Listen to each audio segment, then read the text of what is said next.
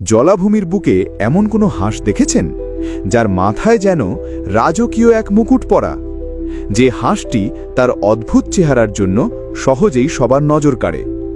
এ হল নাকতা হাঁস, আমাদের জলাভূমির এক অভিজাত এবং অনন্য নিবাসী।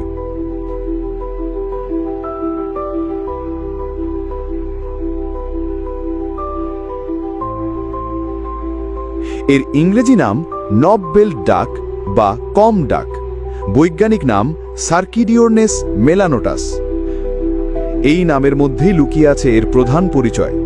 গ্রিক শব্দ সার্কিডিয়ান অর্থ মাংসল ঝুঁটি বা চূড়া, আর অর্নিস অর্থ পাখি, আর মেলানোটাস শব্দের অর্থ কালো পিঠওয়ালা, অর্থাৎ এর পুরো নামের অর্থ দাঁড়ায় কালো পিঠওয়ালা ঝুঁটিধারী পাখি। এই হাঁসটিকে চেনা যায় এর অদ্ভুত নাক দিয়ে, তবে এই মুকুট বা ঝুঁটিটি থাকে শুধুমাত্র পুরুষ হাঁসের। প্রজনন ঋতুতে এই মাংসল চ্যাপ্টা ঝুঁটি বা নবটি আরও বড় ও আকর্ষণীয় হয়ে ওঠে, যা দিয়ে সে স্ত্রী হাঁসকে আকৃষ্ট করে। স্ত্রী হাঁসের ঠোঁটের ওপর এই ঝুঁটিটি থাকে না। পুরুষ পাখির পিঠের দিকটা চকচকে কালো, যাতে নীল ও সবুজ আভা দেখা যায়। মাথা ও গলা সাদাটে, যাতে রয়েছে কালো ছিট। স্ত্রী পাখিটিও দেখতে প্রায় একই রকম, তবে আকারে কিছুটা ছোট এবং তার রং পুরুষের মতো উজ্জ্বল নয়। নাকতা হাঁসের বিচরণ ক্ষেত্র বিশাল। এরা এশিয়া, আফ্রিকা এবং দক্ষিণ আমেরিকার গ্রীষ্মকালীন জলাভূমিতে বাস করে। আমাদের দেশে এরা আবাসিক পাখি, তবে শীতকালে এদের সংখ্যা বেড়ে যায়। দেশের হাওড়, বিল এবং বড় বড় মিঠা পানির জলাশয়ে এদের দেখা মেলে।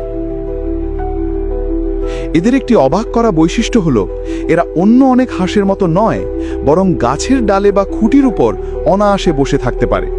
এই অভ্যাসের জন্য এদেরকে পার্চিং ডাক বা গাছে বসা হাঁসদের দলেও ফেলা হয়। এরা বহুগামী বা পলিজিনাস প্রাণী, অর্থাৎ একটি পুরুষ হাঁস একাধিক স্ত্রী হাঁসের সাথে জোড়া বাঁধে। বাসা বাঁধার জন্য এরা গাছের বড় কোটর, পুরনো দালানের ফাটল বা বড় ঘাসের ঝোপ বেছে নেয়। এক বাসায় একাধিক স্ত্রী হাঁসও ডিম পাড়ে, যা পরে পুরুষ হাঁসটি পাহারা দেয়। এরা মূলত তৃণভোজী। এদের খাদ্য তালিকায় রয়েছে জলজ উদ্ভিদ, বীজ, শস্যদানা, ধান এবং কচি ঘাস, তবে এরা ছোট মাছ এবং পোকামাকড়ও খেয়ে থাকে।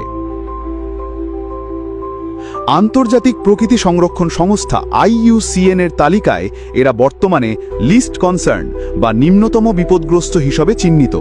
এর প্রধান কারণ এদের বিশাল বিচরণ ক্ষেত্র, কিন্তু এর মানে এই নয় যে এরা সম্পূর্ণ নিরাপদ।